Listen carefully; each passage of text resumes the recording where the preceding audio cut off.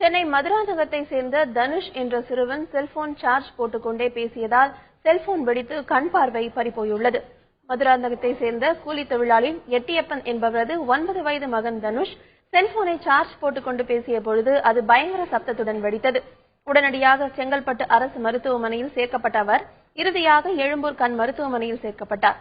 அவருக்கு பார்வை பறிபோனதை முதல் கட்டமாக மருத்துவர்கள் உறுதி செய்தனர். இதையடுத்து அவருக்கு அறுவை சிகிச்சை செய்து கண்ணில் இருந்த செல்போன் உதிரி பாகங்கள் அப்புறப்படுத்தப்பட்டதால் தற்பொழுது இடது கண்ணில் மட்டும் லேசான பார்வை உள்ளது. வலது கண்ணில் முழுமையாக கண் பார்வை பறிபோயுள்ளது. 1 மாதம் கழித்து தனுஷுக்கு மீண்டும் அறுவை சிகிச்சை செய்ய திட்டமிட்டுள்ளதாக மருத்துவர்கள் தெரிவித்துள்ளனர்.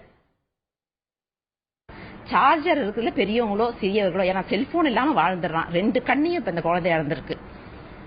அது ஒரு விழிப்புணர்வுக்காக தான் நாங்க இதை காமிக்கிறோம். அந்த கேஸ் இந்த மாதிரி நிறைய கஷ்டமான கேஸுங்களை கண் மருத்துவமனை ஹேண்டில் பண்ணாலும் இது இந்த கடினத்தோட ஒரு விழிப்புணர்வு மக்களுக்கு ஏற்படுத்தணும். குழந்தைங்க சார்ஜர்ல இருக்கும் போது செல்போனோ எந்த ஒரு பொருளையும் சுவிட்ச் ஆஃப் பண்ணிட்டு தான் எடுக்கணும். இது பெரியவங்களுக்கும், ஏன்னா பெரியவங்க கூட நம்ம என்ன பண்ணுவோம், வாட்ஸ்அப் மெசேஜ் ஆன்ல வச்சுட்டே பாக்குற பழக்கங்கள் இருக்கு.